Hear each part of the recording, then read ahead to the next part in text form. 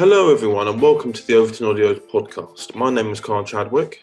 And I'm Daniel Pan. And in today's podcast, I'll be chatting with Calum Quigg about Doctor Who Uncharted Past Volume 3. And later on, I'll be chatting with Kate Lassman about the new crime audio drama called On the Scene. How have you been, Daniel? I've been as good as one can. You've said that every month since July. Well, has COVID still been a thing? It's been a thing since we started this podcast. So there you go then. But somehow, arguably, the worst of it was better than now. Well, as good as you can be is still better than... It's been okay. This last month, I've had my birthday. I've turned 24 now, so I'm reaching the age where I stop caring about the fact that I'm aging. I've just accepted this eternal thing we call consciousness and existence.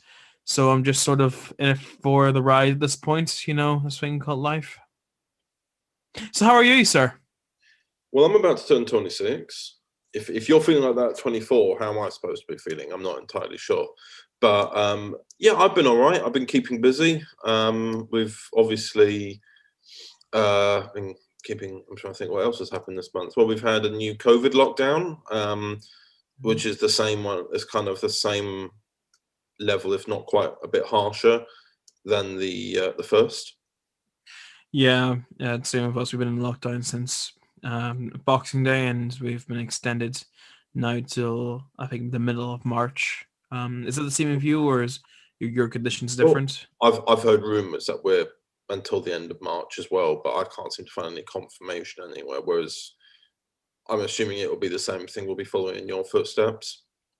Yeah. I suppose the one big thing that's changed since is that we're now living in a world where it's Biden's America. Yeah. Trump's out. Trump is out. I can't say, because the inauguration happened on my birthday, and I can tell you, I can tell you something. I have never been so happy to have the presidential inauguration to be overshadowing my birthday. Because obviously, Trump isn't out of the news either. Yeah, because now there's some backlash he's facing now. Well, mate, that's an understatement. He's getting impeached for a second time. Yeah, that's true. And also, I think there's like a couple other things he's probably going to get charged with.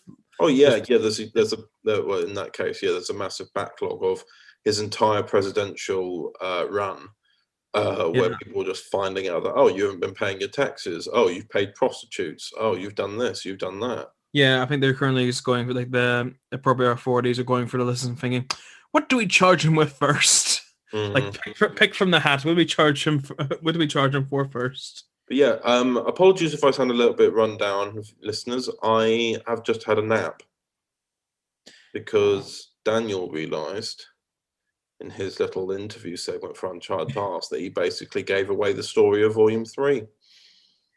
So I had to quickly go and edit out any potential spoilers. Yeah, and I went and had a nap, and I'm still recovering. Another thing also is that we're recording this a little bit differently this time, aren't we? Yeah, we're now recording using Zoom instead of recording separately for our microphones. We're talking live in one session. Yeah, we thought we'd see how it goes because when I've recorded with Kate, we didn't have any other option but to try on Zoom, and I think it's okay how it's come out, but I thought it would be good to test it with ourselves and just to kind of see how it goes. And plus, this podcast comes out quite a bit earlier anyway in the month, so it saves on time and having to edit as well. To just see how it goes. Let us know how you feel on the way this has been recorded. If you feel like it's bad or worse, like I was going to say bad or worse, but they're the same thing.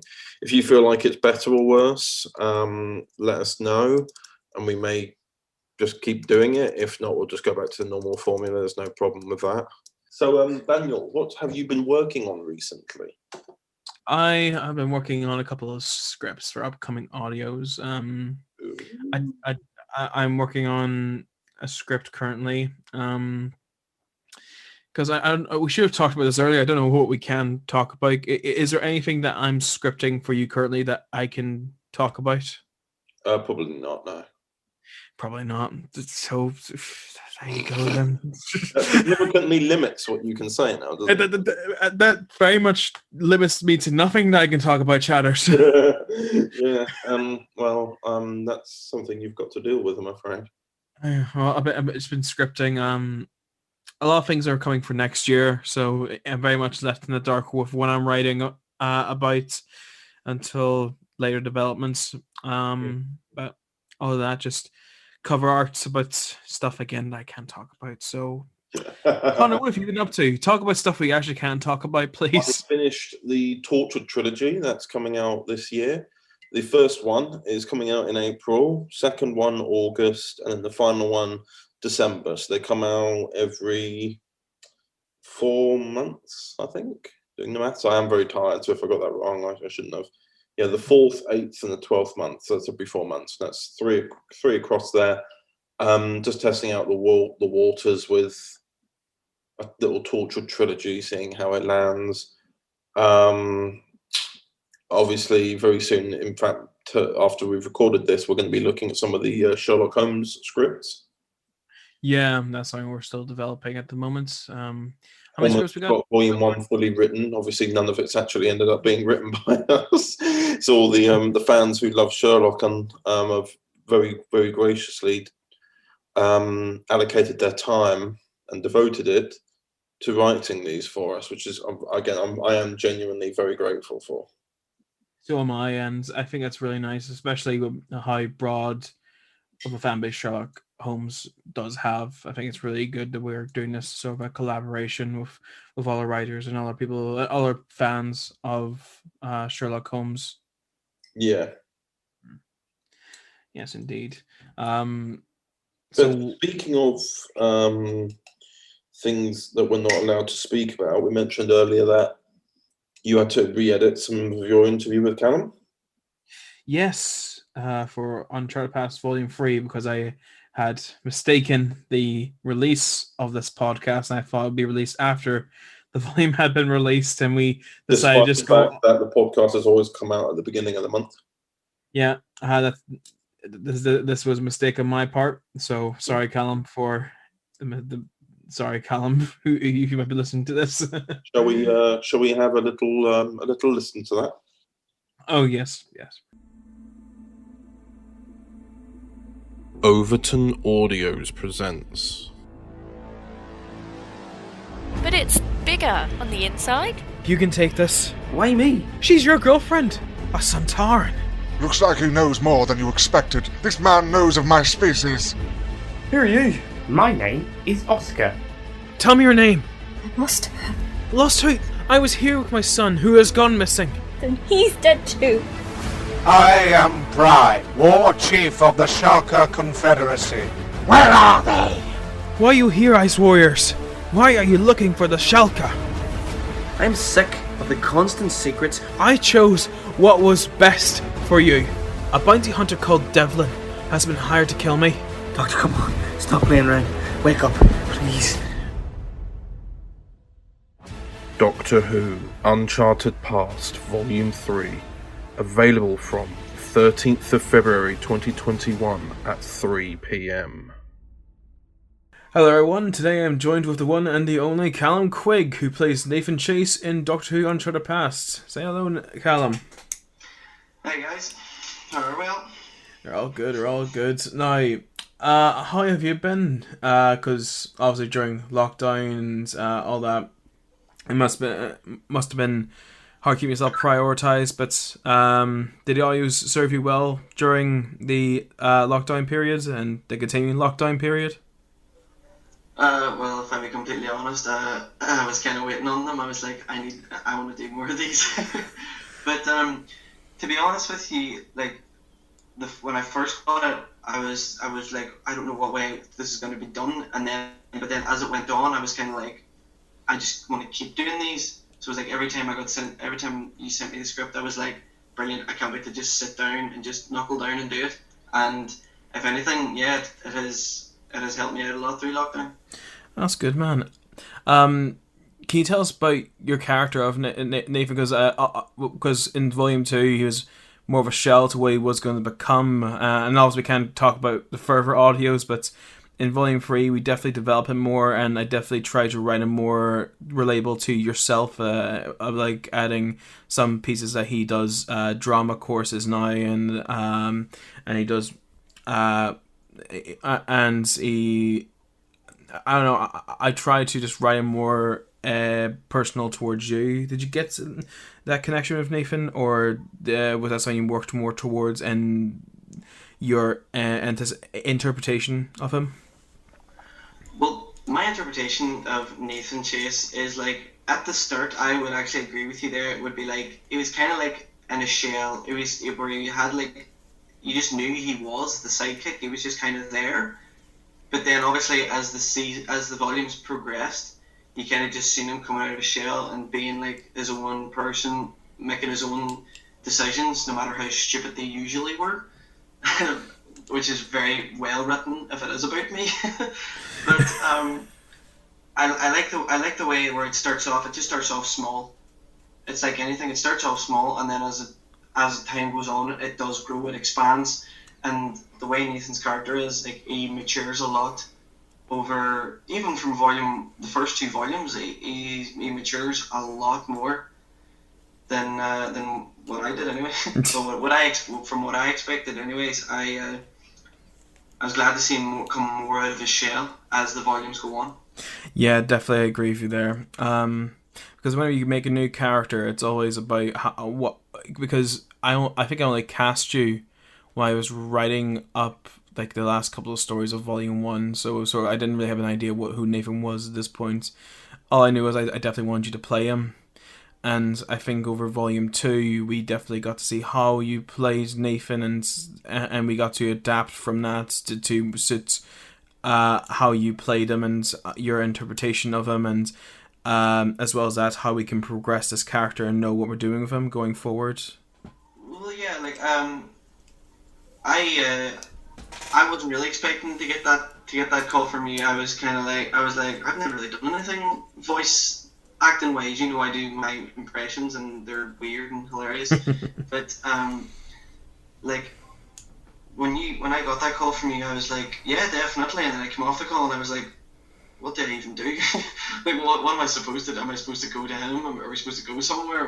But then obviously when the lockdown and all came into effect, it was knowing then what I could use and the easiest way to do it, which was to send them off to you, using my phone and just the mic on my phone, which really, really did help. Yeah, which was surprising, like, because originally for Volume 3 and 4 we were going to record them in person, but then lockdown, of course, put an end to that idea, but we were able to adapt to that.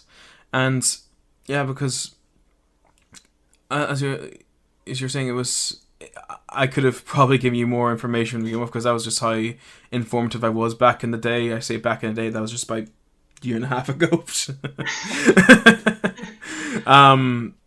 But yeah, like, it's weird because now we finished recording, and I asked you what was, like, I think it was like back in, I think it was July 2019. I asked you to be Nathan, so that's just nearly 2 years ago now. Yeah, it's a year and a half. Just over a year and a half now, or is it a year and a half? I don't know. Time is a construct I cannot seem to handle. Because I remember that, because I was living in my first flat on my own. You remember that? Oh yeah, that's where you took the stills. Yeah, that's where you took the stills. For Nathan, yeah. Oh, that bloody blazer, man! I swear to God. Well, was it not comfortable? No, it's just like I remember grabbing it and thinking, like, yeah, this will be fine, and then like 2 days after those stills, I was like, I'm actually gonna try and wear this, put it on. I tried to wear it, and I was like, it was so tight, and I was like, thank God we done the stills 2 days ago. What did you do in those 2 days? I don't know, man. You bear in mind, I was working at a restaurant, like, so I think that's your answer. Granted, man. Granted, fair to you. because we have worked together quite a few. We have the uploaded and downloaded. We have that trilogy of dramas we've done together. I'm looking to buy an uploader. How many? Just one. You not got the cash? No. My little brother, he's dying. You've appealed to my compassionate side. My name's Colin McCrary. You work for me. I what? You're gonna earn that uploader. Uploader. Fucking uploader. Here you go. You're under arrest. Inform McCreary that no further action will be taken. Conor McCreary did this. I can't believe he'd do this. Right, so this guy Conor, he ratted me out after giving me an uploader to sell. Shit, that is rough. He would have wanted us to remain a family. Of course he would have. But he doesn't have that luxury now. Where is Conor? He's expanding his horizon. Stop with the fucking riddles. Uploading. Coming the 17th of June 2020 at 12 p.m. Are you still trying to pursue acting at the moment? Obviously, lockdown and COVID, it's not a great time for any actor, but is acting something you want to try and pursue more in the future? Well, to comment on the start, yeah, I remember when we were in college together, and I think I remember you said to me towards the end of the first year, you said you definitely wanted to work on something. Yeah. And I remember I remember coming up into second year. Then you were just like, yeah, do you want to do this? And I was like, hell yeah, 100%. I'll whatever. Like I was like, I want to try acting for camera because I'm more of a on stage musical theatre kind of person. But we were studying it anyway, so I thought, what better time to do it? And like learning about stills and shots and everything like that. In the future wise, more of anything now, man, I'm more to watching like modern dramas and how they're like, because there's different filming techniques now because of the pandemic where the camera makes it look like they're closer together, but they are actually doing their social distancing whilst acting for camera. Yeah, I was looking up a lot about that stuff there, like because they're doing it for certain shows. I know they're doing it for British soaps and stuff. Yeah. But look, man, it's actually quite fascinating how, funnily enough, how camera can make, how the magic of camera can do that. Like I was perplexed by it, if anything, but I was. But to answer your question, yeah, I'm thinking more of trying to pursue acting. I'm more trying to get back onto the stage and get into the swing of being on stage again for the annual times, summer, Christmas for Panto, summer for theatre shows. Definitely. But in between that, it's I would put my name forward for different casting calls. Yeah, definitely, man, because you definitely have a talent for it, and definitely as well a talent for musicals, because you've been posting more about your music side on Instagram lately, on your Instagram stories. Yeah, and TikTok as well. Yeah. TikTok. Quickly before Connor sees us, plug them in. Well, plug in your Instagram before Connor notices. It'll be in the description. There's definitely a variety to be found with you. Yeah, dude, it's like music for me. Music's music. I don't hate any of it. If I dislike a particular song, I won't dislike it just for the fact of disliking it. I would just not like it. Say if it was something overplayed or something stupid, like Baby Shark. Oh, Jesus Christ! No, not Baby Shark. Oh my God! It's not 2019. It's not 2019 again. Oh man, but that would be my point, where it would be like somebody could say like, "Oh, listen to this," and I will literally listen to it and be like, that is pretty good. Wouldn't be what I'd listen to, but it's pretty good. And I could end up finding myself the next week going, I'm going to listen to that. And then next thing you know, it's on repeat, and it's my favourite song ever.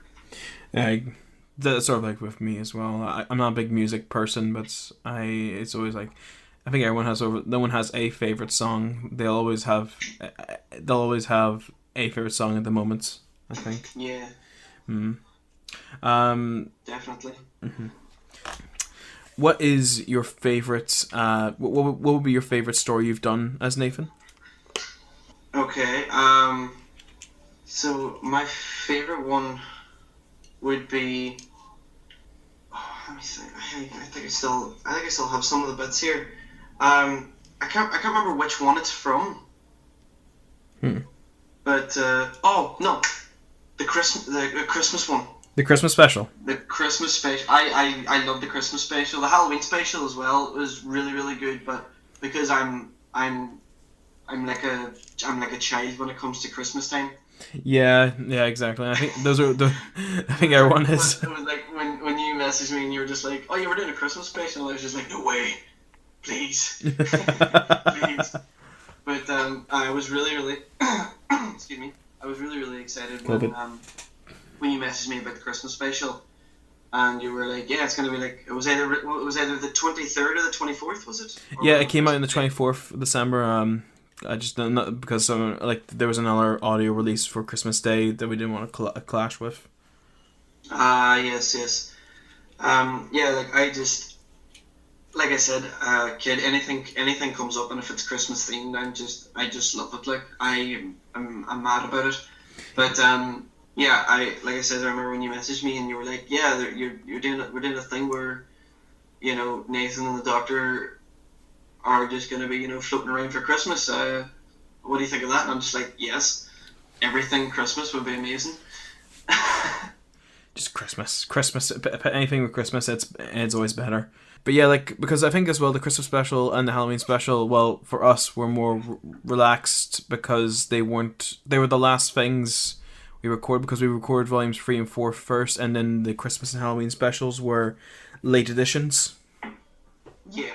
Yeah, so they were more chilled down versions. Like there was not much weight to the recording of them, because usually we record I usually record 2, maybe 3 episodes every time we do a volume, but this is just like a one-time thing. And it was nice to be central. It was nice to focus on one particular thing as well. Yeah. Yeah, I understand that definitely. Maybe not to like an editing point of view. Oh, Connor was obviously having a nightmare. In general, if you know what I mean. Yeah, exactly. Connor was having a nightmare because I only suggested the Halloween special on October 1st. And I had to get written, and I wrote the Halloween special, I think, within 2 days. Which isn't the best way to write something, but I think it was a good outcome regardless. Well, at least you're not as bad as me. If anytime I'm writing I'm writing the story, I think I was telling you about it.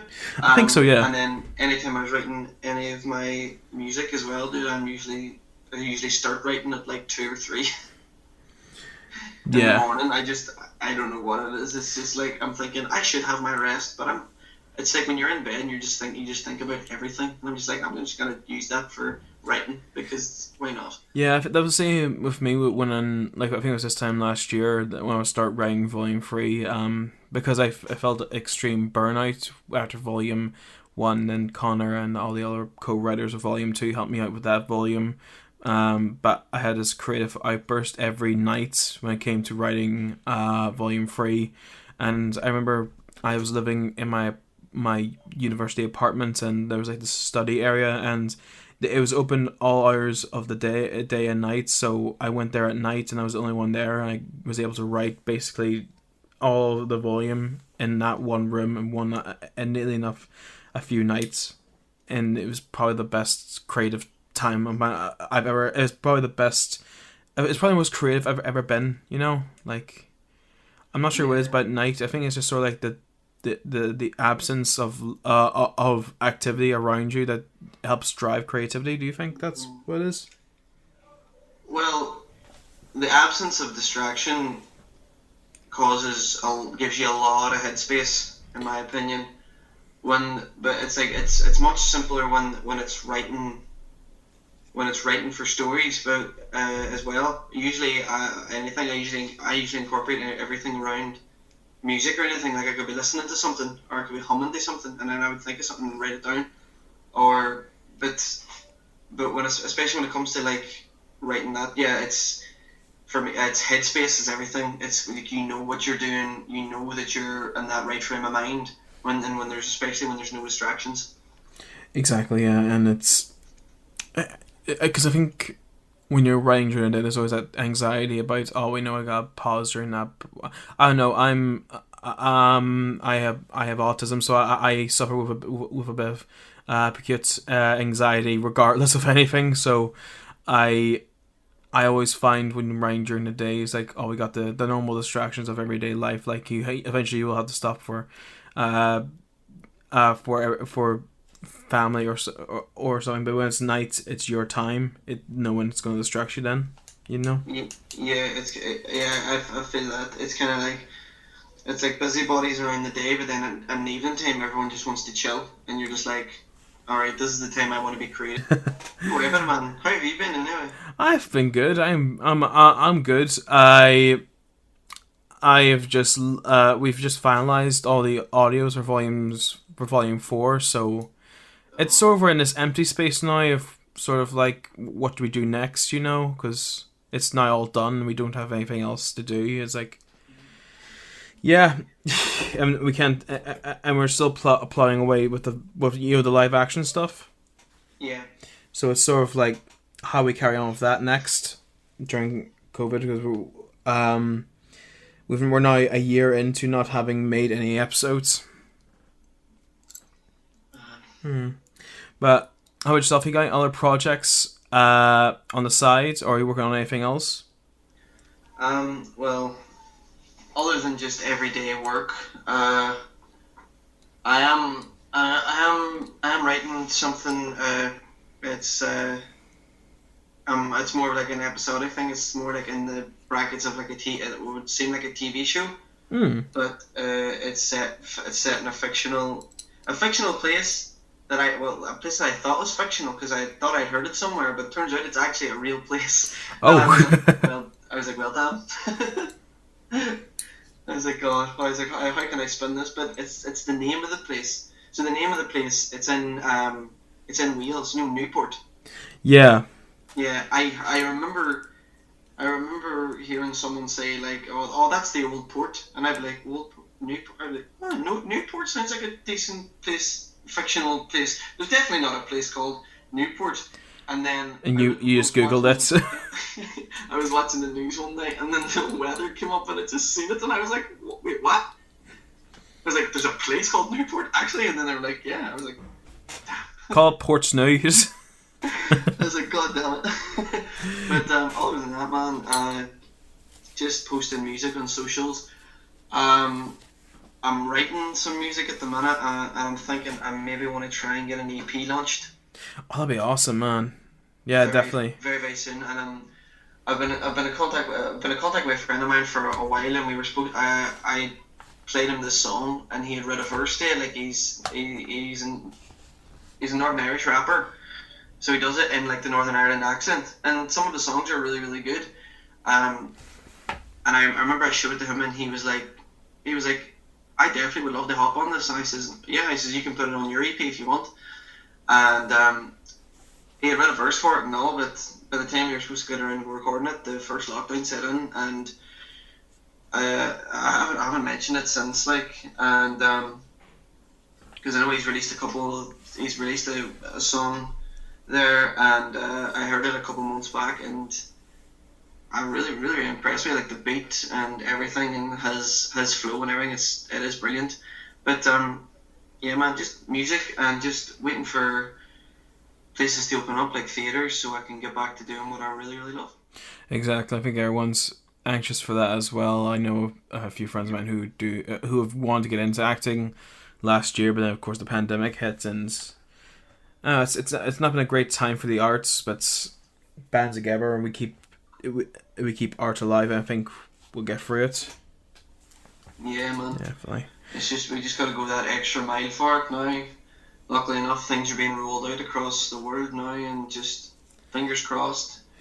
Yeah. Everything can just like halt for a wee bit while longer, and then just everything's disappeared, and then we're good to go back out again. Exactly. There'll come a time hope like it could even be this Christmas coming, could be the Christmas after. That this whole thing could be an afterthought. I would definitely love that. I definitely would love that to be it. I would love for this COVID to be an afterthought. Because it's now because what I hate right now is that COVID is sort of like everyday conversation. You're always talking about it, and I'm looking forward to a day that's COVID isn't a present tense conversation. Yeah, I think it'll be more turned into like the punchline of a joke or something. Oh, it definitely will. In like 2022 or 2023, it'll be the punchline that like every joke. Probably we will. Like, I'm saying 2025 because I think it was too soon, and some people were like, "Oh, it's a bit insensitive, isn't it?" But anyway, to finish off, definitely follow him on those social medias. Very talented guy, and best of luck, man, to all that. It was very good to have you on the podcast. Thanks for bringing me on, man, and thanks for thinking about me and just drop me a message for all this stuff, man. It's been fun. It's always been fun, and I've always had that bond with working alongside you, especially from college and stuff. And one thing is is when everything gets done and dusted, I think me and you need to start working on something. Definitely, man. Definitely. Some new projects will definitely be coming up when the pandemic is over, or maybe audio-based projects. We'll definitely have to have we'll definitely see into that. Yeah, man. Definitely. This is all just making me too excited for anything that's about to start happening. Well, time will see, man. Time we'll see. Definitely whenever when it's safe to do so. I definitely would like to work with you again. Yeah, man. The feeling is 100% mutual. I can't wait to work again. All right. Well, thank you very much, man, for appearing on the podcast, and chat to you soon. Anytime, bro. Right. I shall see you soon. And yeah, and Uncharted Past Volume 3 will be out on the 13th of February, I believe. Did you not do your research before coming on? Yeah, yes I did. And you would be correct. Yes, because I have the trailer right here. It says the 13th of February. If not, then that's a mistake that I made well in advance. Well, luckily you were correct, sir. Yes, thank God. So, yeah, there are some things we had to just take out from that podcast segment because we didn't want to get into too many spoilers. But I'm very excited Volume 3 is coming out because I found myself a bit of a rut after writing Volume 1. I had ideas with Volume 2, but as you know, I only wrote 1.5 scripts for that volume, and you could tell I had a bit of burnout from those scripts. But then going into Volume 3, I don't know, I crave excitement to write again. So I'm very excited for Volume 3 to come out, and yeah, and Devlin's coming. Oh yes, everyone's been excited for Devlin. Yet they don't really. We haven't even heard what Devlin sounds like yet. But what we know, we can tell you like who's playing him. It's going to be the fantastic as ever Luke Lane, who's recently just had played as part of the Master in the Young Doctor Adventures, and now he's back to play another villain as Devlin. Speaking of the Young Doctor, when this comes out, he'll have left. Exactly. Oh yeah. And then as will Nathan, as the Northern Doctor, which was a very unintentional coincidence. It's a coincidence, yeah. When he announced it, I was like, I hope it's not the same time. And he went midday, and I'm like, oh no. So the same hour both Doctors will be leaving this universe. Yep. But it is kind of surreal in a way that in the story that's meant to end the Northern Doctor and somewhat begin the Young Doctor. The Young Doctor also leaves. No, it's weird. It's like a full completion at that point, you know. Exactly. Yeah. So the moment that Nathan completes his story and era, and it moves to the Young Doctor, that is the moment that also fully completes it. Like we get his beginning and his end at the same time. Exactly. Yeah. Which is good.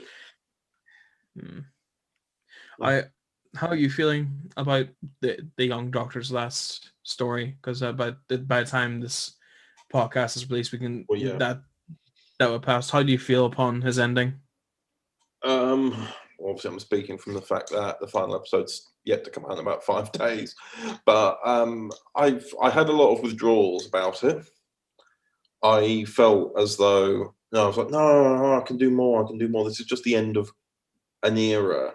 There's more we can do between and everything. And there is still like ideas floating around, but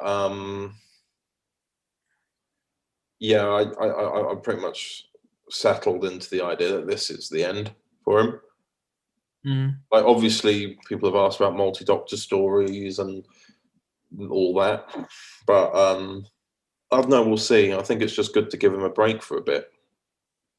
Yeah, I think there's always the possibility for any Doctor to come back, but obviously there's maybe this sort of grieving space to just accept and move on. Yeah, from him. Yeah. But anyway, yeah, it's also good to have Pete back voicing the Young Doctor, especially for the last volume. I think that brought something else. Yeah, we've had a couple of questions about that, but I'll repeat it for the podcast, even though I think we've done it once or twice. For Young Doctor Chronicles, which is the first set of adventures for him, they're voiced by Peter Adams. They are from old recordings of 2008 fan films, trying to sort of remaster them in some way, change the cast. Because originally back in 2008, it was just you and your mates playing everyone.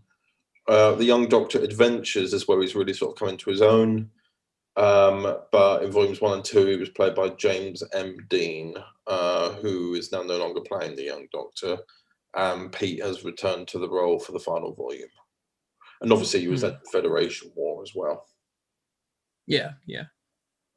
So, yeah. It's a good way to bring in. But, I mean, everyone seems to have settled into that name, into him doing it quite nicely. Yeah, I think so too.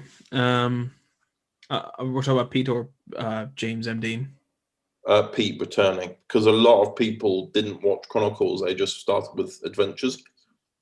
Yeah, I think a lot of people presume that was James M. Dean. Pete was him. Yeah, that's what's odd. Somebody said to me, "Are you still allowed to use the photo of James?" And I was like, "I haven't been using the photo of James."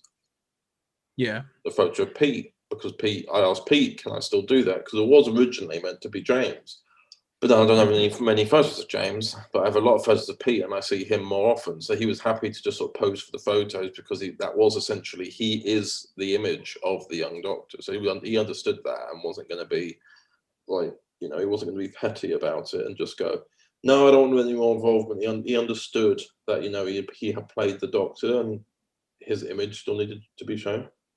Exactly, yeah. It's sort of like, even when you recast a Doctor, like we've had 3 castings of the first Doctor.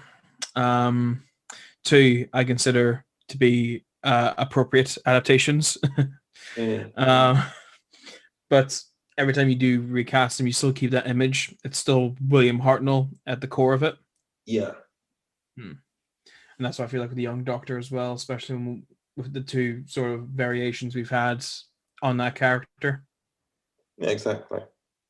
Shall we have a little read of some comments? Yes. Would you like to go first, sir? Yes, very well. I will start off with the Young Doctor Adventures volumes 3. The episodes that are out so far. So we'll go with episode 1, City of Heroes. This comment is from Michael Cox. What I particularly like about this great episode is that you really dedicate a lot of time to exploring the fractured relationship of Hazel and Lindsay. Well done. I wonder if the Wilder Doctor should be the even younger Doctor. Sorry, that's a cultural reference repurposed from Blackadder III, which you may or may not know. The Wilder Doctor is going to be, obviously, again, if you listen to that, by the time you get to this, you know that Wilder Doctor's developed on a lot more. Yeah. And it's not actually a Doctor, it's not actually really a Doctor. Like, it's not a future or past incarnation, it's something else.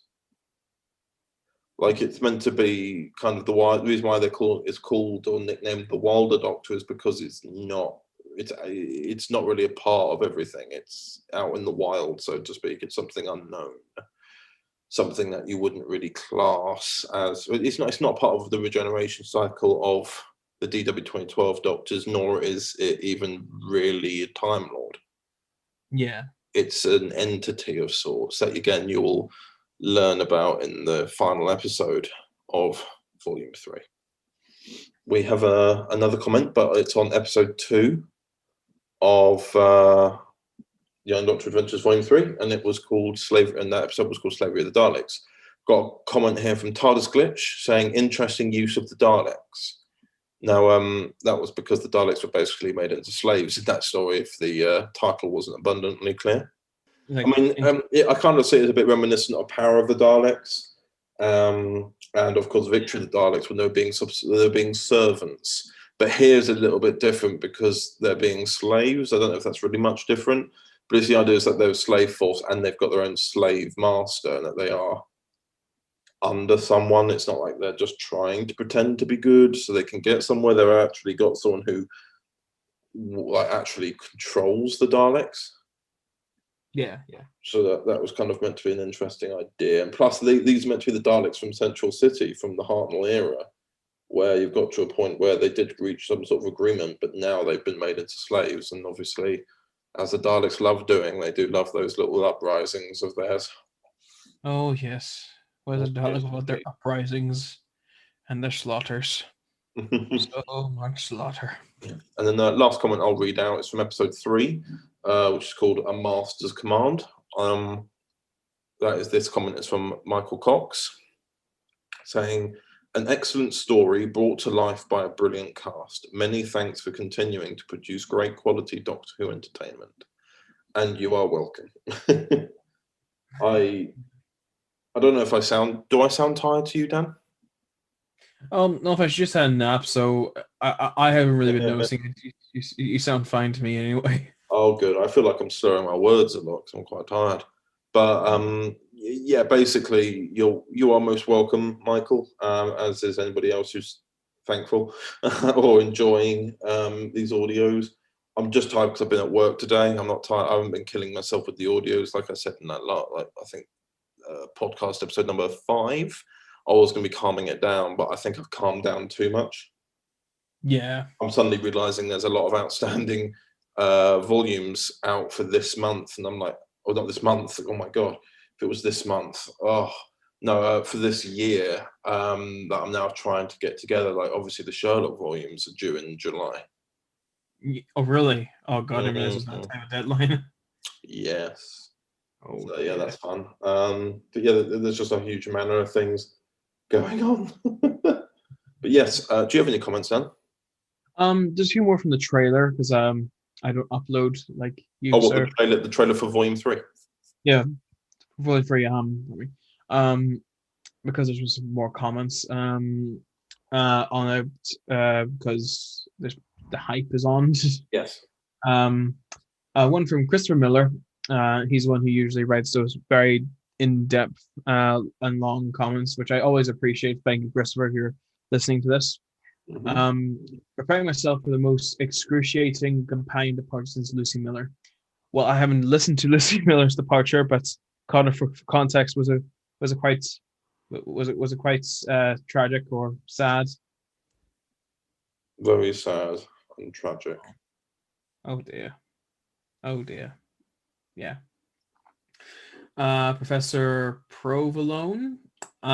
These look amazing. I'm always looking forward to see what you'll do with the canonicity of the Shalka. Yeah, the Shalkas is coming back. That was a big return for this volume, the Shalka, because we haven't had them yet in DW 2012. No, not at all. Not at all. So that's interesting what we're going to do with them. I think this will be explained that they're going to be introduced in a way that's isn't that this is sort of like an adaptation of Screamish Shalka, but it's also done in the way that it's not their first time the Doctor's ever met them. It can be he always refers to them as in the past tense, so that they could have been passing encounters with the Shalka. So this isn't the first time they would have been introduced, you know. Yeah. From Michael Cox, good old Michael. Now, that was a top quality trailer. Cannot wait to hear the episodes once they're released. Thank you, Michael. We hope you enjoy the volume when it comes out. Josh Murphy Studios, can't wait for this. These are going to be amazing. I hope you enjoy them as well. And finally, from Hey, it's Luke Lane. Hey, it's Luke Lane. Get ready for, Devlin! just saying how it's spelled. Devlin is probably my favorite character I've ever written for. And Luke Lane has just embraced so much of what Devlin is, which I cannot say currently, but we definitely need to get him on the podcast to talk about Devlin and all of his other characters in DW 2012. Yeah, he says he's ready whenever. All right. Well, soon. That's about it. That's all I've got. I only got one other comment, which is again someone saying, "Oh, it's vote Saxon 07." Yes. Well, in that case, thank you for those lovely comments, everyone. Shall we move on to the little segment I recorded with Kate? Yes. Yes, we shall. Overton Audios presents. I was at Harry Jackson's trial yesterday. Mr. Jackson is a murderer. But we've done him wrong. We weren't there for the community like we should be.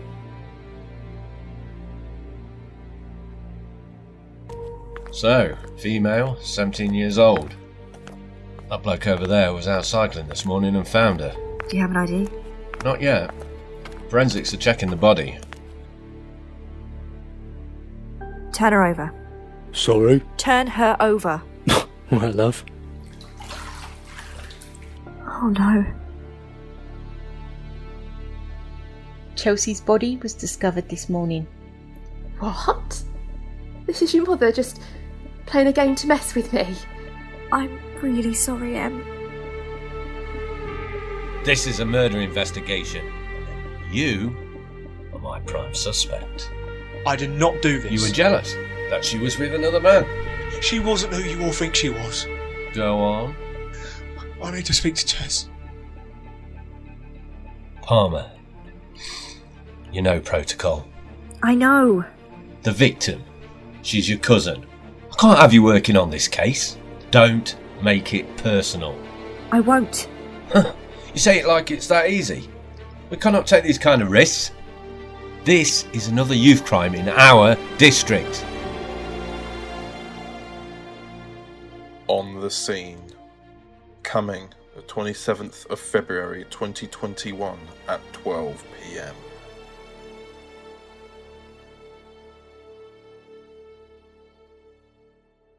Oh no, my hot chocolate's got cold. Just realised I've made one and didn't. Oh no.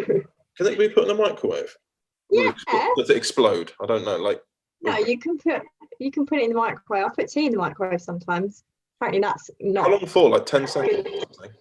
Yeah, literally like 10 seconds. Good. Well, this is a good start to the podcast. So, hello everyone.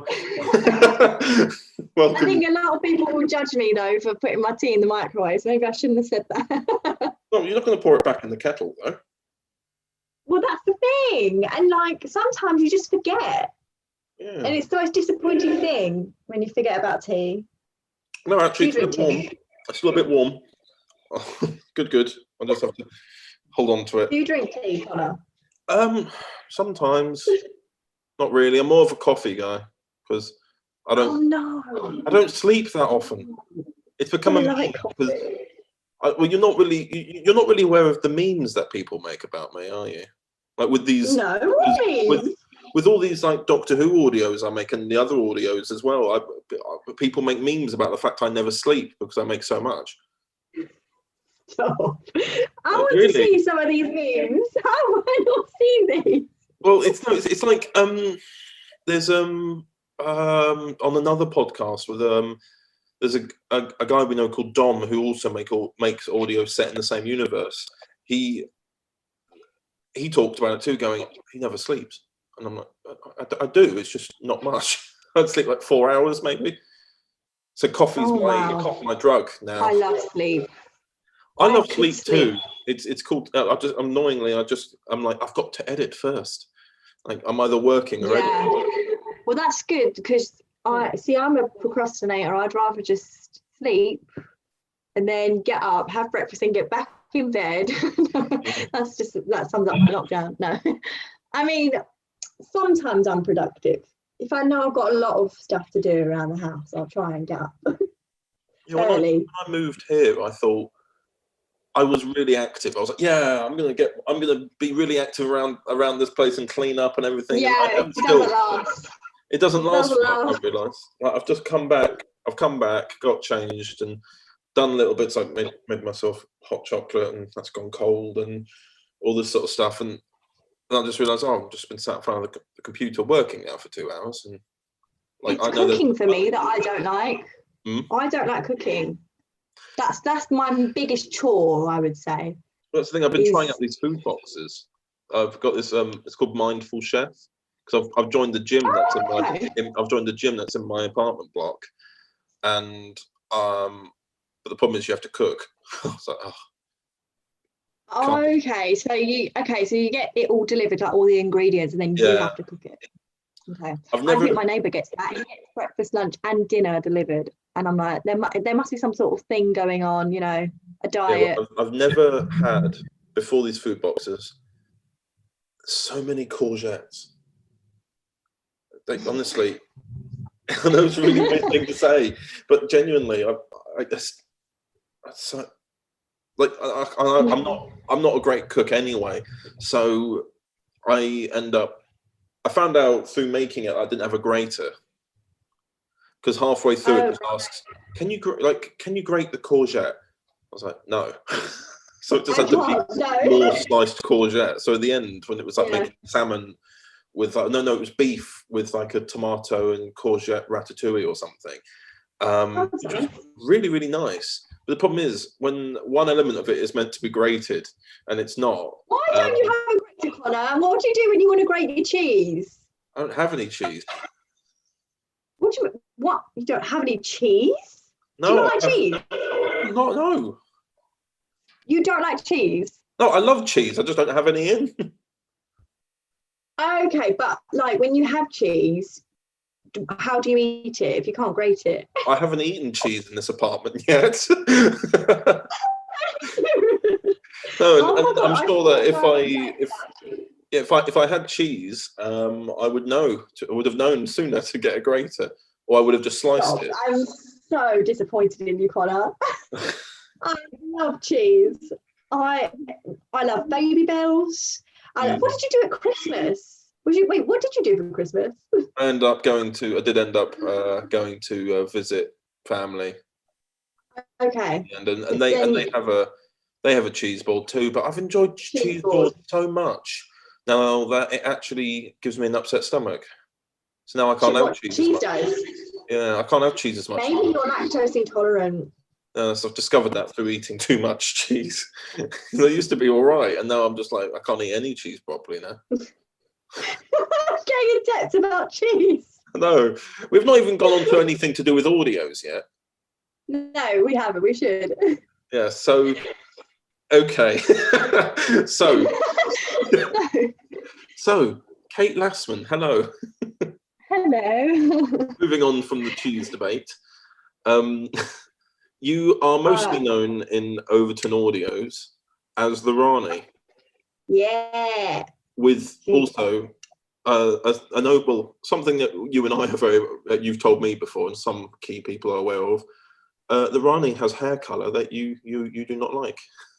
Well, no, I'm not a fan of the brunettes, have to admit, and that's why I was so relieved when we did that. Oh my god, I've forgotten. On the scene. No, the film we did up London. The Rani. The Candidate with Dan. The Candidate, yes. I was so relieved that you said I didn't have to dye my hair for that or anything. Well, because I knew that even though we were paying you, I knew that it wouldn't be enough to make you dye your hair. No, I mean, I would have had to wear a wig or something if you needed me to be brunette. But the thing is, I am naturally brunette. Did you know this? Yes. Okay. So Because you told me that's why you don't like being brunette. Exactly. That's why I don't. Because there's a reason I've been blonde all these years. I've been blonde since I was 12 years old. I wanted to be just like Sharpay from High School Musical. So I said to my mum, please can I get blonde highlights? And I haven't gone back since. So, and I don't plan to. Very well. I remember, was it like an Instagram post or something where you, was it an Instagram story you put up going, my roots are showing? Yes. And you're like, no. Yeah. Because the thing is, in lockdown, I can't get my hair coloured. So the truth is being revealed slowly. Yeah. I'm slowly becoming brunette. But then people who are fans of the Rani will appreciate that. Yeah, I've just looked now. The candidate's on 6,000 views now. What is the candidate? Yeah. I'm not surprised. I'm really proud of that, actually. Have you ever read the comments? You sent me a few. Did I send you the one where basically? Did I send you the novel? Did I send you the novel that someone wrote? The novel? No. What you mean? That a really long one? Someone sent like 4 paragraphs to describe the episode. I think you did. Yeah. I'll read a segment of it. I'll read a segment of it now. It says, speaking of the TARDIS, I'm just going to come out and say it. I think this is my favourite incarnation of the Rani. I've not reached Big Finish's version of the character yet, so I can't speak for all of them. But Kate Lassman takes hold of every scene and does not let anyone else near the spotlight. Not only can she chew the scenery... I don't know if that's a compliment. Yeah, and not only can she chew the scenery just as well as any Doctor Who villain, but there is a real person underneath the suave coat. She is trying to be better, as was hinted at in the audio dramas. But she doesn't understand what being a good person is. So the Doctor is very quick to accuse her. Anyway, that's a segment from it. That's such nothing. It's always nice when you've got people that don't just watch it, but actually try and see behind the performances and stuff and the writing. It's interesting to see people's interpretations of it all. It's really nice. It's really nice. Always good to hear that feedback and stuff. Makes it all worthwhile. How were you when I sent you the script for the latest Rani story? I haven't read it yet, Connor. No spoilers. You know who's in it though, right? You have to. I tagged you in the announcement post. Don't tell me the ending. Don't tell me the ending because I can't. We'll be revealing it because we're doing the podcast. I can't reveal it anyway. Okay, good. No, who is in it? Tell me. I know. Did you not see it? Did you not see the announcement? I tagged you in it, and I realised I tagged you in it before I'd even sent you the script. It's about a week ago. Hang on, no, I'll just get you the I'll get you the. There you go. Look. There you go. Oh yes, I did see that. Yes. Yes. Yes. So what is explain? Is that you're planning on having? No, you're in it. You're meant to know. You're in it. I know, but I haven't recorded it yet, and I don't like to record. My process is I don't like to record. I record as I read. Do you get me? So I'm like in the world. Doesn't everyone? Either way. No, but I read it for the first time when I record it, so it's like more authentic reactions. Yeah. Yeah, I figured that was the best way to do it when I first started doing these. It just makes it more fun for me, basically. Because I'm like, wow, okay, this is happening now. Ooh, okay. Wow. You know? Yeah. So, but this one is basically, well, at the end of, do you remember recording High Society Part 2 about a year ago? I do.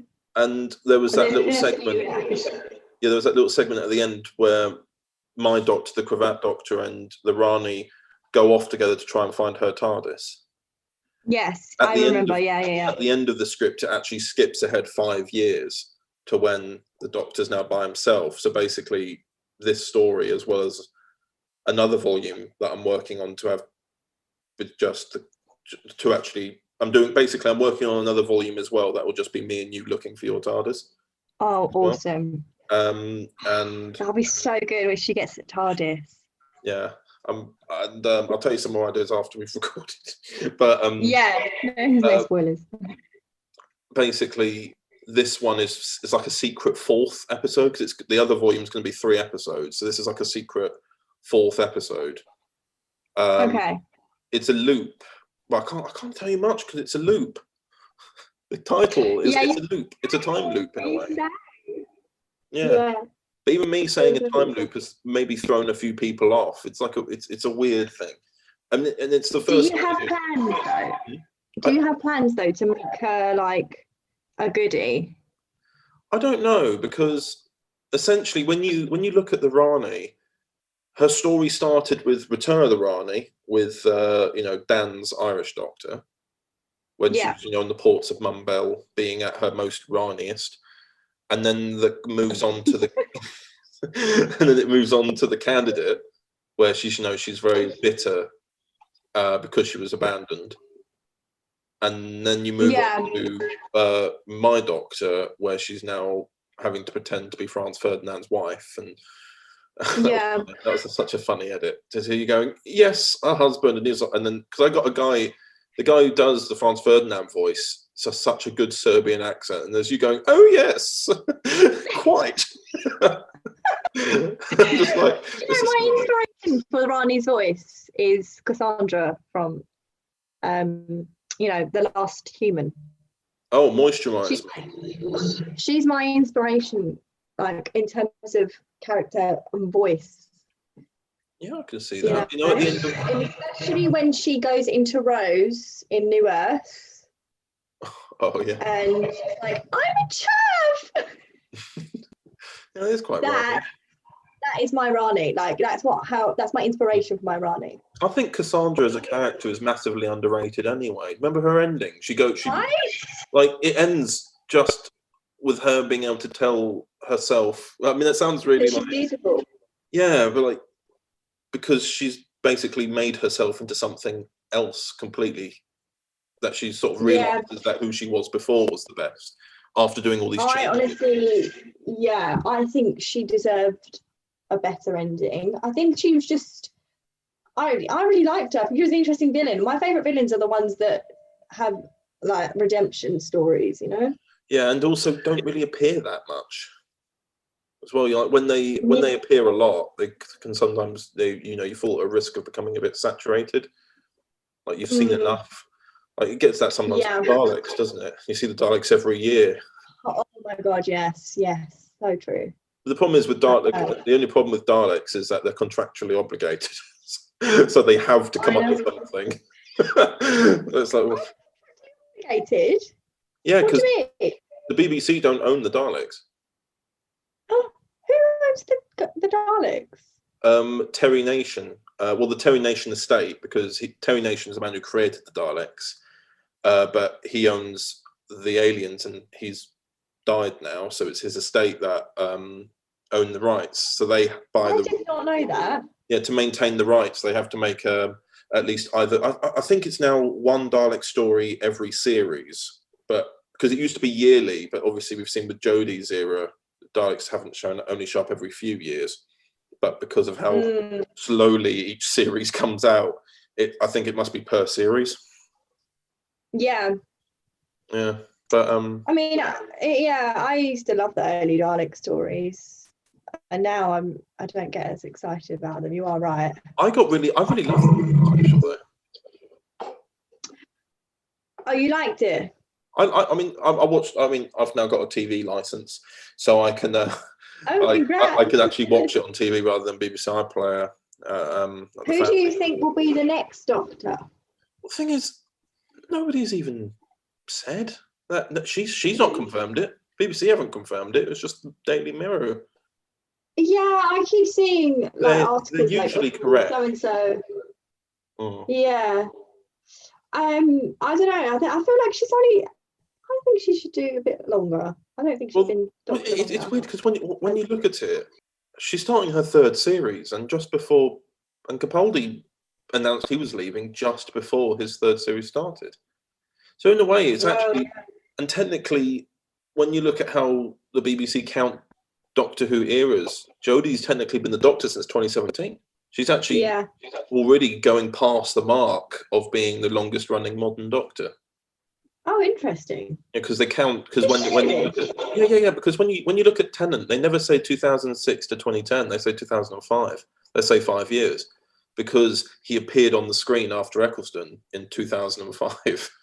So they announced it as Oh my god! So they count it. Yeah, so that when Capaldi left and Jodie appeared in 2017, they counted it as that is the moment that her era starts, rather than her first episode. Yeah. So they say 2017. So now we're in 2021. She's technically done 4 years if she stays. It looks like, depending on how things are, lockdown doesn't apply to production companies anymore. So Doctor Who can still film. They're still aiming. Yeah, I think entertainments and that can still carry on. Like, think about EastEnders. What are they going to do? They have to film weekly. So I think it was the perfect opportunity for them to announce EastEnders Series 2. Very clever. I'll give you that. Yeah, well, they went on a series break. Like, finally, after 30 years, Series 1 is over. I haven't watched EastEnders in years. Yeah. Do you know, I used to always, me and my family, we always watched the Christmas special no matter what. And you could figure out what was going on just from that. Because it's such a... Well, I'm not going to say anymore. No comment. I used to watch it. I used to watch it back when I was like 8 or 9. I watched like Martin and Sonia, 2002, 2003. Yeah, oh yeah, classics, yeah. And they had and now Martin's been recast and is with Stacey now, and you're like, what's going on? It is like that thing where you get older and then you realise the world's not the same as you thought it was when you were a child. Like the EastEnders and what I thought it was when I was 8. Everything like that. But we've completely veered off from the Rani to EastEnders. Yeah, we need to go back to the Rani. Although there was in 1993 a Children in Need special classed as the 30th anniversary of Doctor Who, where Doctor Who and EastEnders crossed over, and the Rani was the main villain of that. Really? So in a way, we're still keeping on topic. Technically, we are, and it's the BBC after all. Yeah, we need to bring your Rani back to Watford.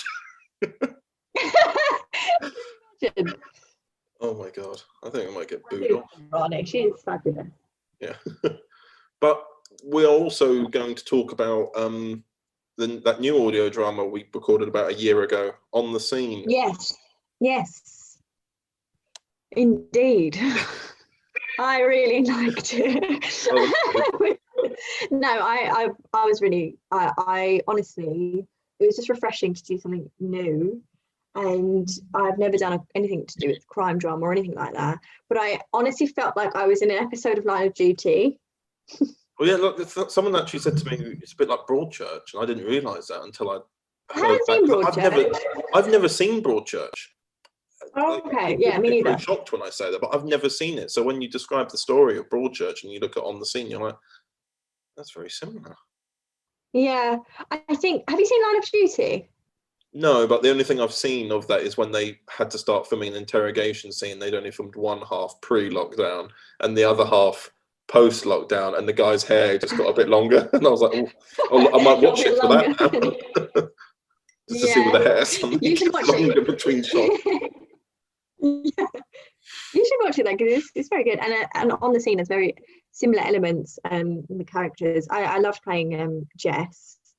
I think she was very level-headed, confident in her work, and obviously she just witnessed a family death and was able to carry on working.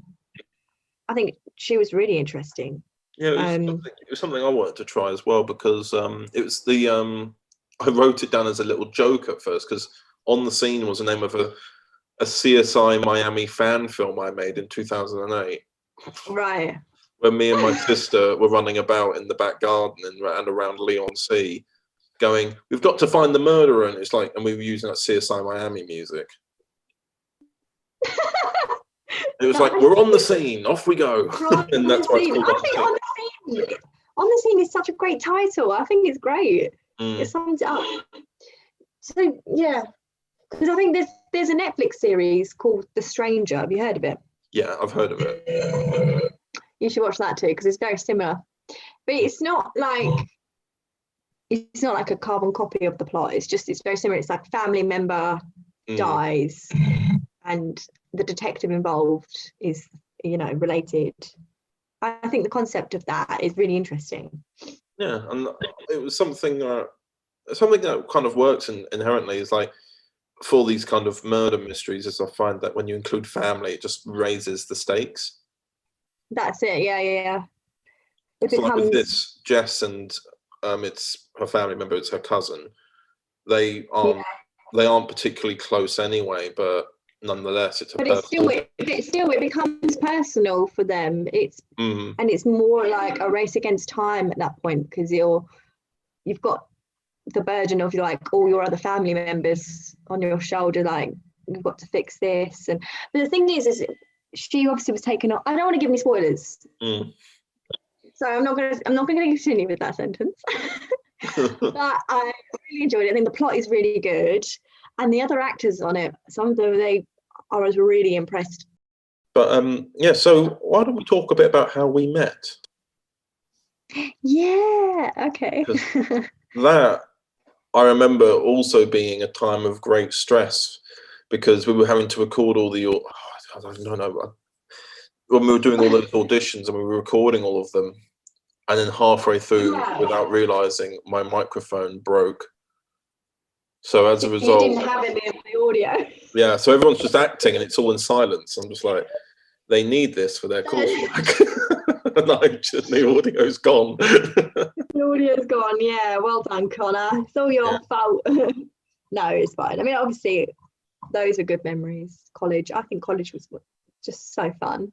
Obviously, you weren't at college, was you? You was doing a degree, right? Yes, I was doing my uni degree, and it was we were doing like drama production, but that coincided with your college module on TV, film and TV, and film and TV.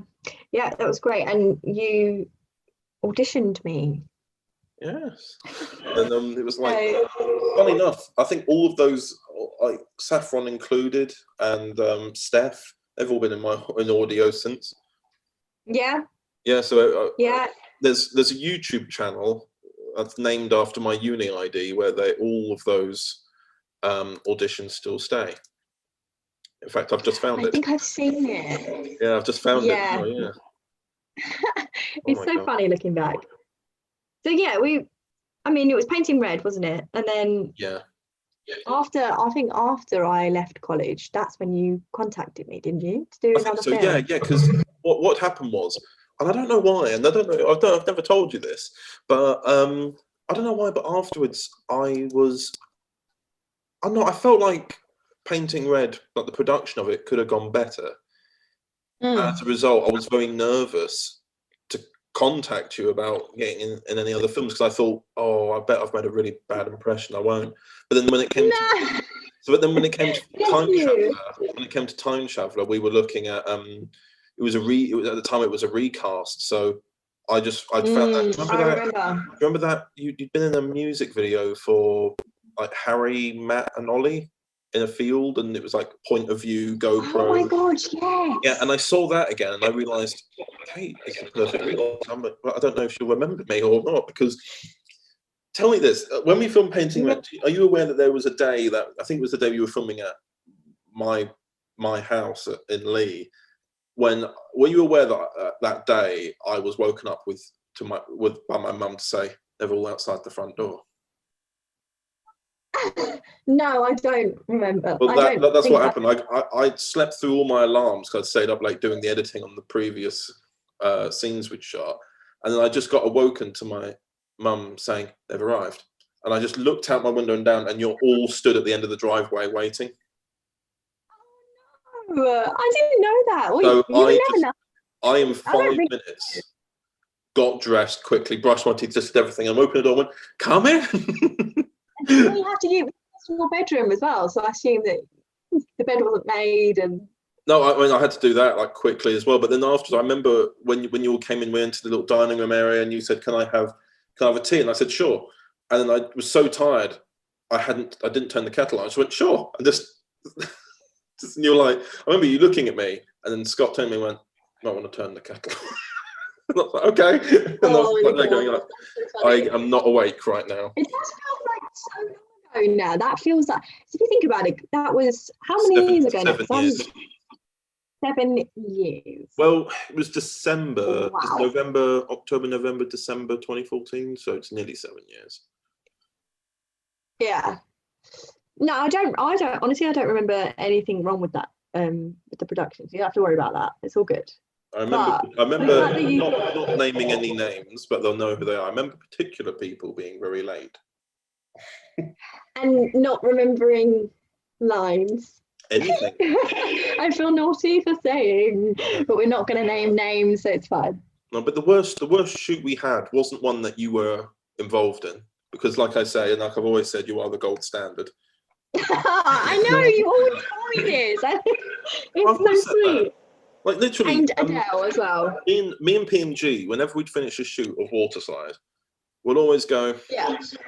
Like we'll be like, oh, that day was stressful, but nothing to do with Kate and Adele though, because you know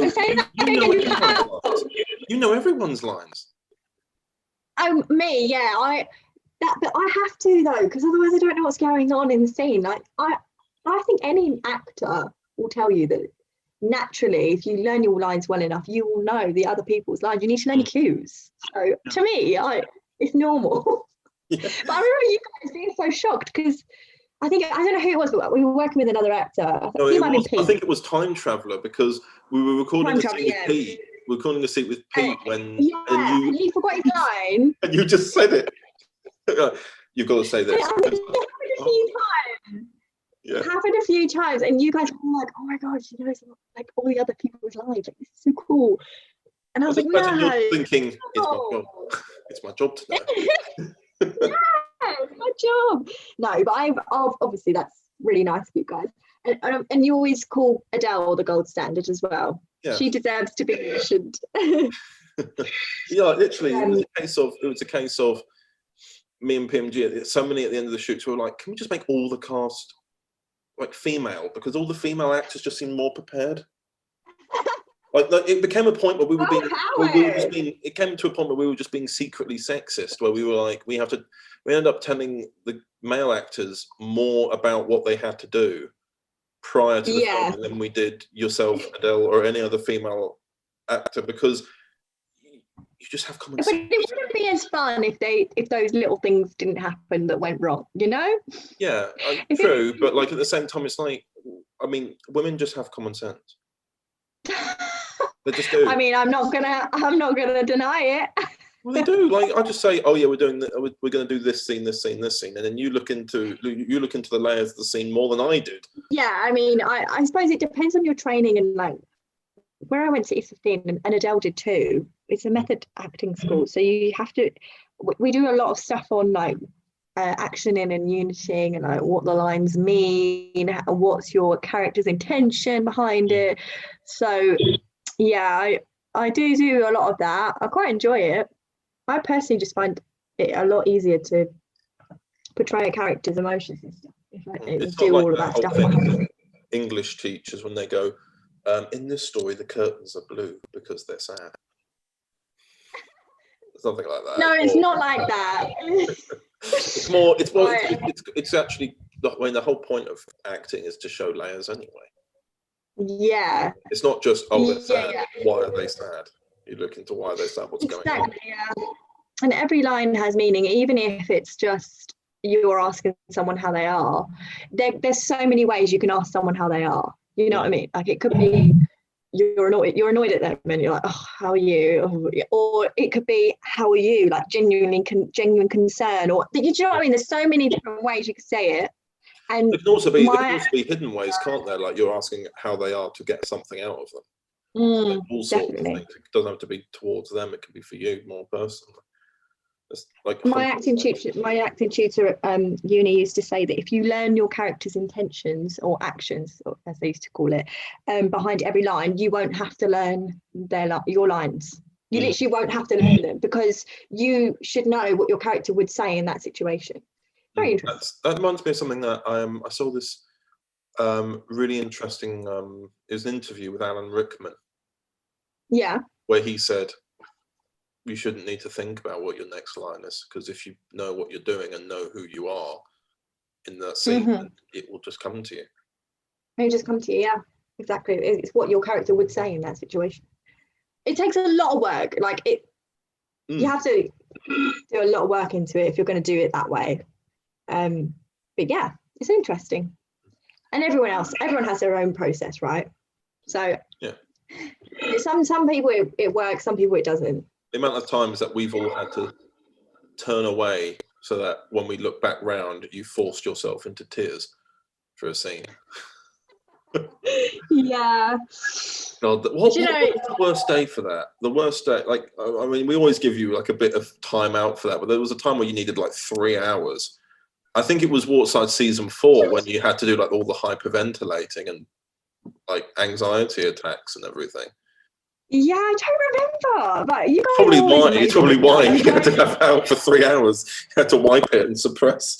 No, it was that time when it was a series 4. It was oh my god, I remember it. I think it was the finale where I have to shoot Darius, yeah. But like you're also in like this constant state, and as a result, we were just watching you trying to concentrate and going, next scene, hurry! Trying to maintain the emotion. Like you can just see your eyes just like they're turning, they're like shining pearls. You're like, I remember, because when I get into that state, I literally get rid of all politeness, and I'm like, Connor, film now. Yes, I'm aware. Now, Connor, now, while I'm still in this world of sadness. The thing is, like, you guys are really patient with that. Oh yeah, like the moment we planned the day around the fact that, okay, we're going to film, we've got more scenes to film with Kate later, but we can't, if we're going to do the crime scene, we can't have her move on to another scene immediately after. Okay, we're going to have to plan it out and put like 10 scenes between it. No, because it's not even a chore, it's the fact that we are making, I'm assuming that in order to even invoke those emotions, you're not going to a happy place. So you have to find a dark place that you then have to get out of. You're like, we can't just make you go, okay, the next scene, you're really happy. And you're like, I've just gone to a very, very deep place. Can I have a few minutes? You know? And you always allow it. You're always like, yeah, you go chill. It's all good. Like, and get all of that stuff out of the way. I think you always leave it till last, all those scenes. And then, and then I can go home and then have another cry. No, I'm joking. No, it's always good fun. I miss Waterside. I think that's one of my favourite projects I've ever done with you guys. Yeah, because we had a plan we had originally a plan for Time Traveller, wasn't it? Where we were going to have Harriet become this big rebellious leader, and then at the very end of it, we wiped out half the human race and realized we can't do that. Like, this is Time Traveller. Yeah, but even with like when I was putting money into Waterside, there was no way I could like make streets be as empty as I wanted, as I would need them to be, and and, you know, I would never have the money to hire out a street in London or anywhere. Yeah, I know. So it became something that I was just like, well. But you kind of did it in Waterside with Ruby and Joanna. Yeah, I mean, the bonus was when I pitched it to you at the time, didn't I? But back in like late 2016, maybe early 2017, going, right, we're still going to do what we originally were going to do with Harriet, but it's a character that you are actually playing from beginning to end. So like, it's going to be, and I already knew it was going to be like, well, we're starting at season 2, but I knew that series 5 was going to be the ending, and therefore we could stay. I love the ending. I loved it. My favourite part is when they're on the hill, they're holding hands, and they're watching Waterside just go up. Yeah. The end. The end. People keep saying you should do a season 6, but they explore what was left. Like, have I got the budget for that now? But what am I gonna? Where are we gonna film if I'm gonna go into a wreckage of a city? Where are we gonna go? You can find something. Well, I mean, maybe a building site. Well, I mean, more actually. To be honest, I've been growing more to the idea of doing these. They've been on the back burner for a while because I wanted to have a break from Waterside. But there's a 10-year gap there's a 10-year gap between series 1 and 2 because series 1 was shot back in 2013. You want to do a prequel, don't you? We had like 10 volumes, basically a volume per year, and I've already written down the timeline of events when Joanna and Chloe move to Waterside and when everything bad happens to them. So I know what volume that would be. And okay, because I was under the impression that if you were to do a prequel, it wouldn't involve Joanna and Chloe. No, it would be each volume. So I've got like Waterside year 1, and it'd be year 2. Yeah. All the way up to, well, technically it would have to be, it's a bit awkward, it would have to be up to 9, really, because the year 10 would be series 2, but we could twist some things. Yeah. But, I mean, that's why I was showing you back then, like, oh, this is who I'd cast to play Joanna and Chloe's mother. I remember, yeah. It was originally going to be an aunt in series 4 before it became the father. Basically, it was going to be the aunt who was, rather than trying to connect with Joanna, it was going to be she was appearing to do that, but was actually trying to get something out of it. Ooh. But then I just thought, no.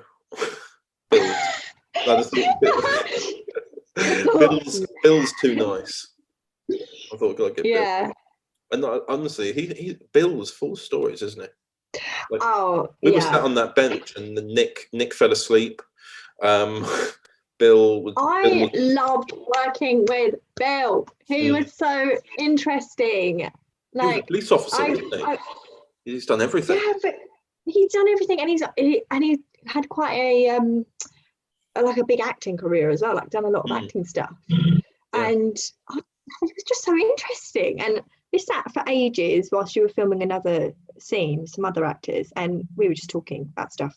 But he actually has a similar. I thought, listening to On the Scene for the first time, I thought he was the voice of D.I. Simmons at one point. I was like, is that Bill? I am actually, I am working on a second, it's like a sequel to On the Scene. Ooh! And I was going to get Bill in it. Okay. Yeah. That'd be interesting. I think you should watch Line of Duty to get some inspiration. Not that you need it. No, thank you. So, is there anything else you wanted to say before we wrap it up? I just want to say thank you for continuing to cast me in some of these amazing projects. And I have made friends for life, that's for sure. PMG, you, and loads of others. I'm not going to, I don't want anyone to know. That is something I thought about, which is, I never tried to look kind of, well, in a way, like, we always sort of joke about when we had the little like group chat for the Waterside family and everything like that, but it did become in the end a little family, you know. Yeah, definitely. Yeah, I was having withdrawals afterwards, especially after season 5.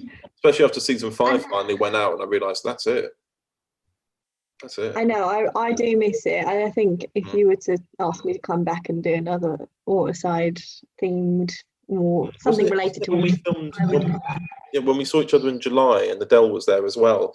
Didn't you both say that it feels weird because or that it felt right meeting again because of Waterside, or it felt weird because there wasn't Waterside this year or last year? You're saying that you got used to it over the summer. Yeah, I've missed PMG though. Missed him. I think him and Adele made, like, towards the end, we were a great trio, let's be honest. We were fantastic. We were like, and I don't just mean on screen, I mean off screen. We had so much fun. I've got the amount of behind the scenes clips I've got. Yeah. Of us just messing about. But like, it wasn't like unprofessional. Well, maybe sometimes.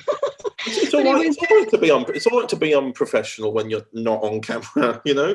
I was basically saying, stay in this room and be quiet whilst I go next door and film. Like, what do you like? I know, yeah. I'm like, well, we did. We have fun. And the thing is, like, there's probably so many outtakes, like bloopers and stuff. My favourite one, obviously, Gas Waterside.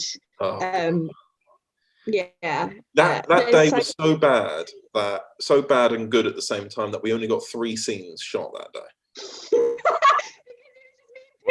And We just couldn't get through a lot of our scenes. We were laughing.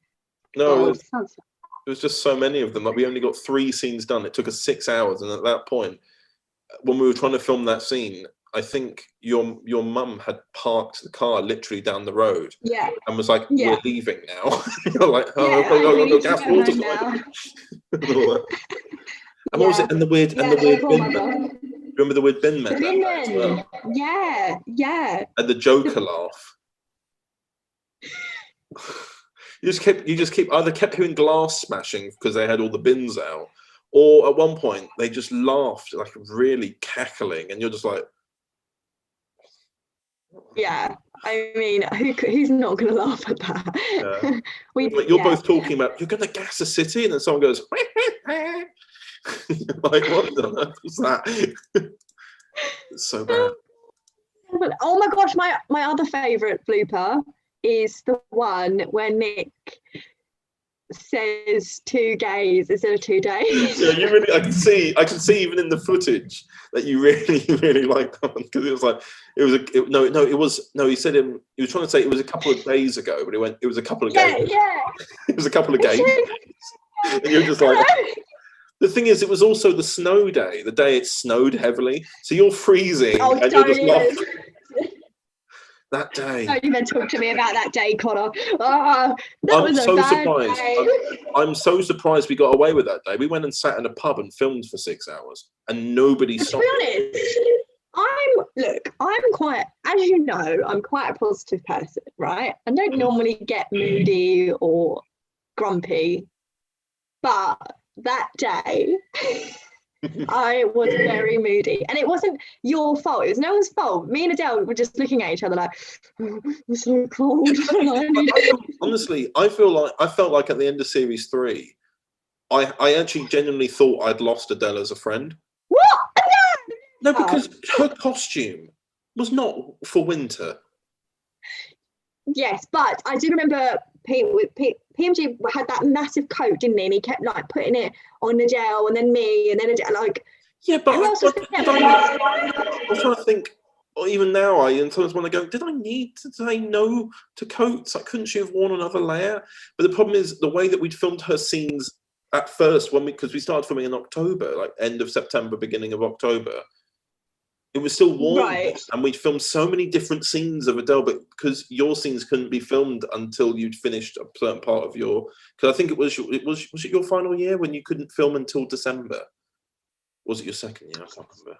But basically, am I in my second year? Yeah. At series 3, you were the last person to film because you were just swamped with work. So everybody had filmed by that point. Yes. So at that point. As a result, Adele could not have changed her costume, even though it had snowed, because every scene she filmed beforehand, she was wearing that costume. So there was no leeway. I mean, I remember she was cold. I was cold. And I was wearing these shoes that weren't waterproof either. So the snow was just like soaking my shoes. But the thing that you did, which was amazing, is you completely changed the whole schedule so that we were filming inside. Like, you were really good. Honestly, that was so flexible. And if you hadn't done I'm that, remembering that day now. I remember because I was staying at PMG's in Benfleet at the time, and then we walked. Yeah. He got me off at Upminster and then drove off to find a car space, and I was just stood there looking out across the road as the road was no longer identifiable as a road, and I'm just like, oh no. And I'm thinking, is anyone going to get... it was so frustrating, like weather, you just can't control it. But you did handle it really well. Yeah, me, you and Nick had to go off by ourselves, and PMG had to stay behind to wait for Adele and other people. And then we felt filming that scene. By the way, I still don't know who lived at that house that we called yours. I know. I never knocked so and said thank you or anything. Because... I mean, but if they find Waterside on YouTube, they're gonna be like, "Hang on a minute, yeah, it's that's my house." Yeah, like this. It's really good because we never knocked. We were there for hours on end, just outside their front door. It's like that little archway. It's like a little archway, so it's not. The sound is always there. Yeah. It was How good. did they not go and go? Who the hell are you? It's been 3 years. I know. I don't know how they. It always seemed like there was no one home though. No, like I did look through the window a couple of times, and there was nothing in there. But then sometimes there would be, and then sometimes there wouldn't be. So maybe it was like every now and again they were there. I don't really know. Still, Yeah, I don't know. What's that? Like talking about Waterside as we were going goodbye. Oh, also about Waterside. We went on another rant. But yeah, like I know. Yeah, but I could talk about Waterside. There's so many memories. I could talk about it for hours. God, So so many good. funny stories. Yeah. I miss them. I miss everyone. Yeah. Hope that everyone's, doing good in lockdown and stuff. And it's also kind of funny that I was meant to delay Waterside season 5 filming until 2020 Oh yeah. because I wanted it to. I still think we achieved it. Thank God you didn't. Well, no, yeah. I mean, the reason I didn't was Ollie persuaded me to do it in 2019, but I also wanted to make sure that I had the money to do it, which even when I did it in 2019, I didn't. I remember. Yeah. But Yeah, you 'cause managed at that point, it. I had to take like I had to get like a bank loan out as well. Yeah. So that was fun. And then Yeah. and then then as a result, my pay wasn't very much back then either. It was only 800 a month. Yeah. So you had to pay that was you being had cut a by lot to pay out 300. for. Yeah, and then that was being cut by 300. So I only had 500 for the month to do what I needed to do. Even though I was living at home, I needed to sort out like travel and everything like that for work, and then also trying to pay everyone properly because I've not. Yeah. And I've also shot myself in the foot by having everyone sign a bloody contract, which is correct. It's a good practice to do and have. But I'm also like, everyone. I'm so grateful that everyone was so patient with me. I think of course, everyone understood that I was doing it out of my own money. So we're like. Of course, yeah, absolutely. I think you were really professional with it all, and yeah, you managed it in the end. It's all good. Yeah, I'll never do anything to that scale again, though. I don't think.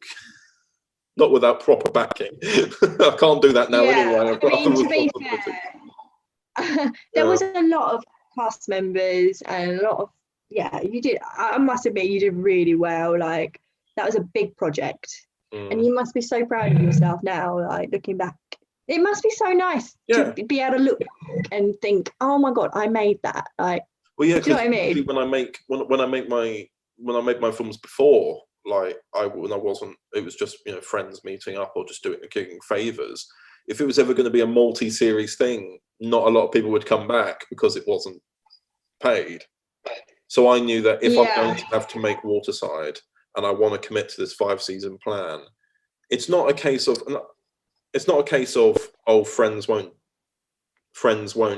do it as a favor anyway. But it was a case of it also means that I'm maybe like for other actors that I might want to get involved. There's a bit more seriousness to it because there's money in it, Yeah.